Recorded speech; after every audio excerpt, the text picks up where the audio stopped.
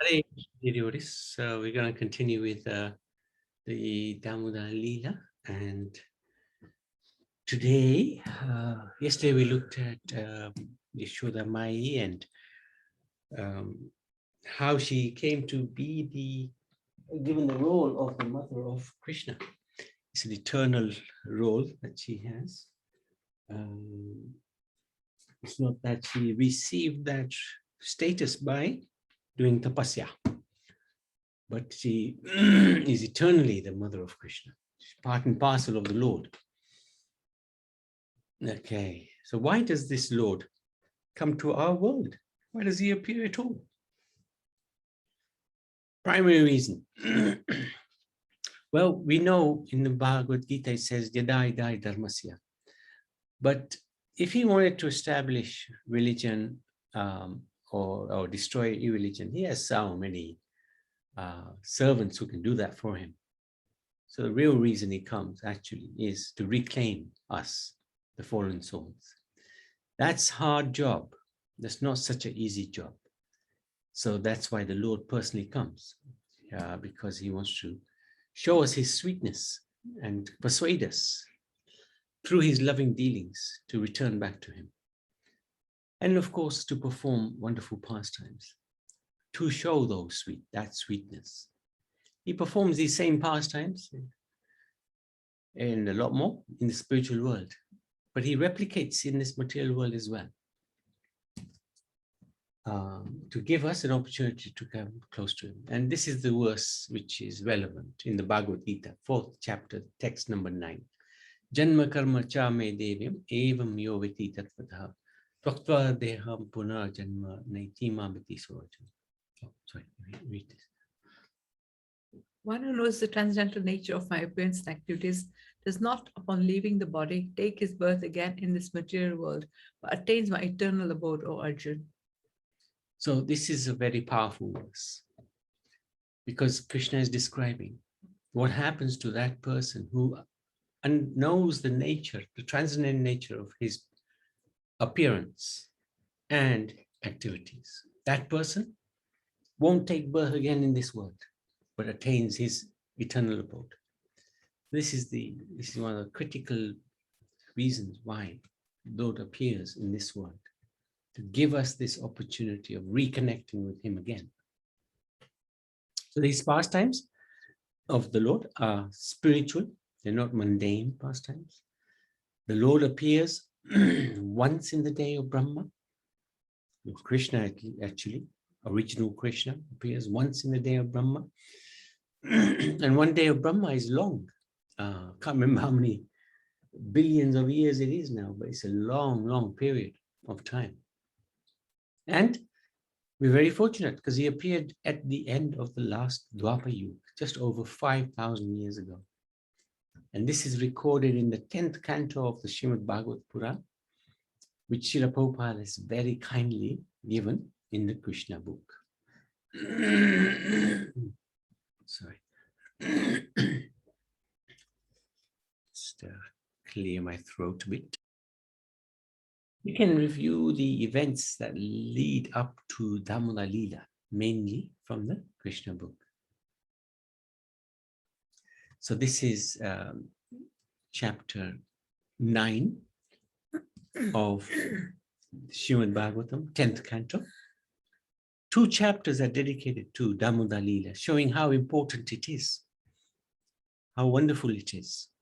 And we can start verse by verse. So these are the first 2 verses. Shisukuvacha ekada griha dasisu yashoda nandana gehini karmantara niyuktasu nirmam mantha swayam dadi yani yani ha gitani tadbala charitani cha dadi nirmanthane kale smaranti tani agatyata. So agatyata. Sukdev Goswami continued, one day when Mother Yashoda saw that all the maidservants were engaged in other household affairs, she personally began to churn the yogurt. By churning, she remembered the childish activities of Krishna, and in her own way she composed songs and enjoyed singing to herself about all those activities.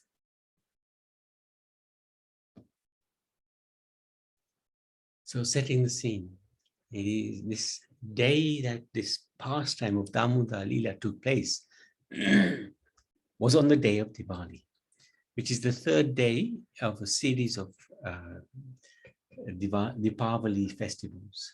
The first day is Dhanteras, which is the appearance of Dhanvantari and Lakshmi from the ocean, churning of the ocean.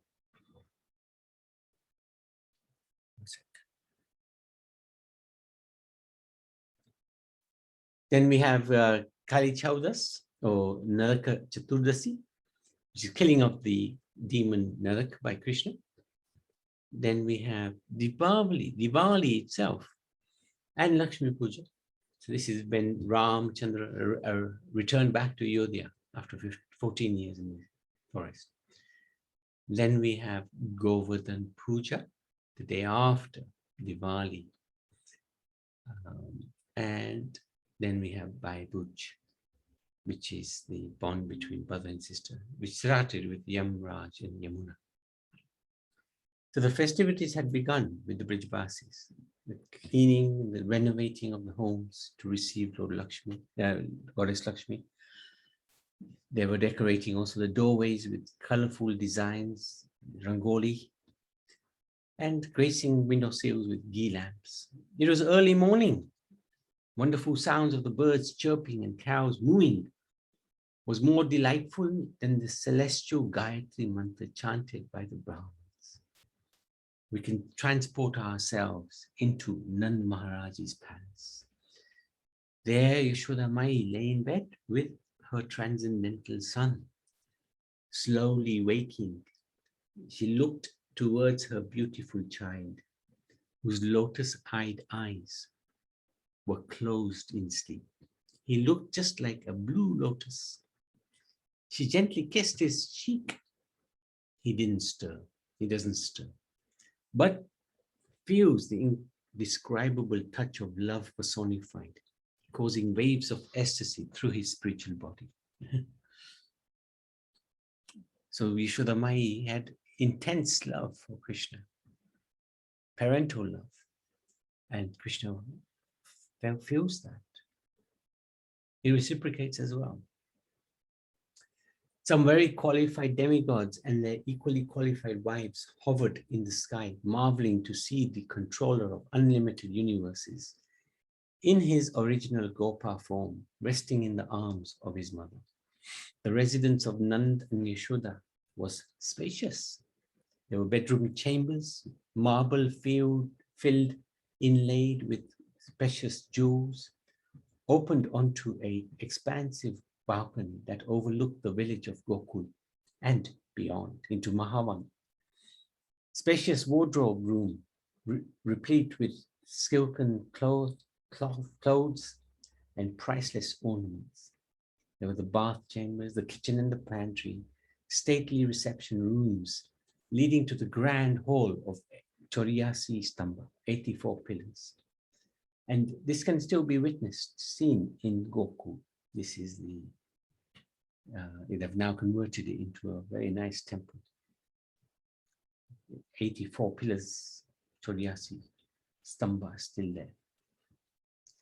And then that also led on to the inner courtyard and adjoining garden and courtyard. Yashoda Mai, she rose and went to her bath chamber. There was only one maid waiting to assist her. The others were preparing for Diwali. Yashoda Mai was informed by her maid that everybody was looking forward to making this Diwali celebration special, because now Krishna is old enough to relish such events. And all the Brijvasis wanted to please him. They had spontaneous love for Krishna. After dressing herself, Yashoda Mai's maid ornamented and garlanded her, noting that goddesses fall from their aeroplanes in envy to see the beauty of the queen. Restless for the service of her son, Yashoda Mai cut her grooming short and, followed by her assistant, hurried into the courtyard below, where 3 golden churns of milk were waiting. She intended to use this milk as follows: half for yogurt for tomorrow's butter, and the remaining half for sweets by boiling and condensing. So Nand Baba, he has 9 lakh cows, some of which are very rare due to the superlative quality of their milk. That's creamy, tasty, and aromatic. The milk had different aromas and so forth. Some were very thick. Some milk was very thick, and some cow's milk smelled like jasmine, rose, and flowers. There are different varieties of taste and smell in milk according to the cows.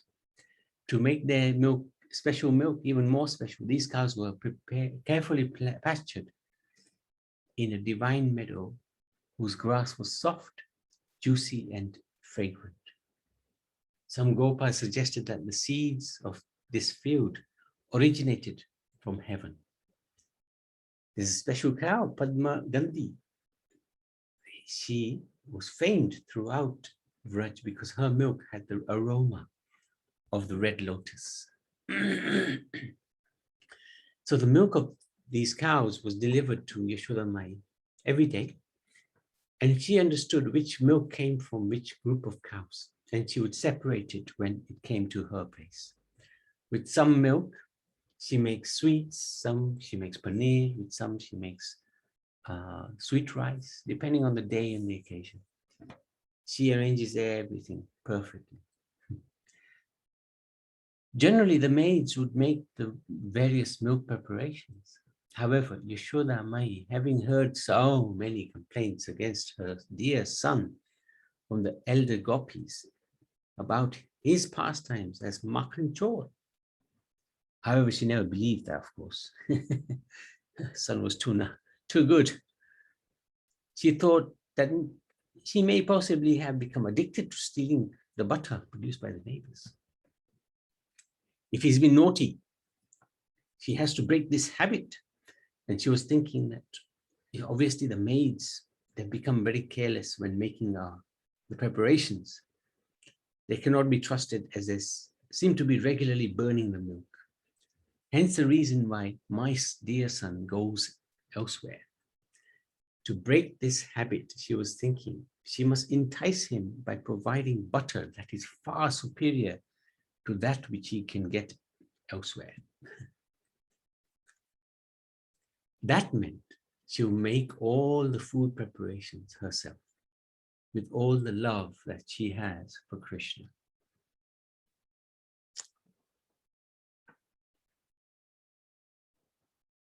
So this intense love she has, when she makes things for Krishna, it is saturated with this love. And Krishna is very careful. He doesn't eat too much of it. Because he knows if he dives in, he will end up being goody two-shoes, because that love will control him. With the neighbors, their love wasn't as intense as Yashoda Mai. So he could eat as much as he wanted, no problem. That love would not conquer him. But Yashoda Mai's cooking, her love was so intense that even eating a little bit of it can subdue the Lord, make him into a goody two-shoes. As a queen, always accompanied by her servants and guests, Yashoda Mai really never had the opportunity to focus on cooking for Krishna. However, now, today, she had the opportunity because the servants were occupied due to the Diwali preparations. Also, Nanda Baba was taking Rohini and Balaram to his brother's place, Upananda's village, Sahara. Normally, Nanda Baba would be attending Indra Puja in Gokul, but this year, his younger brother, Sunanda, would supervise these ceremonies. Yashoda Mai was pleased also that she would be able to spend time alone with Krishna, which didn't happen very often. Yashoda decided that she would churn the yogurt herself and also watch the stove at the same time while Krishna was still sleeping. So baby Krishna, fast asleep. So she poured the milk into a large pot on the stove. So that was cooking. From the yogurt that was prepared the previous day, she spooned the best part into a churn near the door of the bedchamber. From there, she could see the boiling milk and Krishna, who was in bed at the same time. And she would be able to churn the yogurt as well. So, should we do chapter 3 as well? Or should we stop? Any questions? I wanted to actually stop there, if that was okay. And I think Karuna, tomorrow will be the singing. You can sing from Gopal Champu. If that's Yes, Prabhu, okay. yes, yeah, there it is. There it is. Very good. Do you want a copy of it, or are you okay? It's okay, Prabhu. Okay. Very good. Very good. Thank you. So yeah, let's make a stop there. Any questions, any comments, anything anybody like to know more? Sunil, have you heard these pastimes before?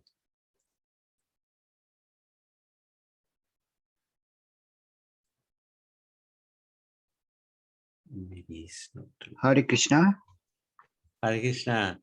Sorry. It's okay. Once again, please. Have you heard these pastimes before? About Oh yes, Damodara? some of them. Some of them. Okay, good. So we're going to go in some detail into each one. Okay, that will into be each very verse. nice. Thank you. Very good, very good. Thank you. Any questions? Or are you okay, Sunil? Yes, Prabhu. Thank you. All right, Hare thank Krishna. you so much. Okay, Hare Krishna. So, yeah, let's stop.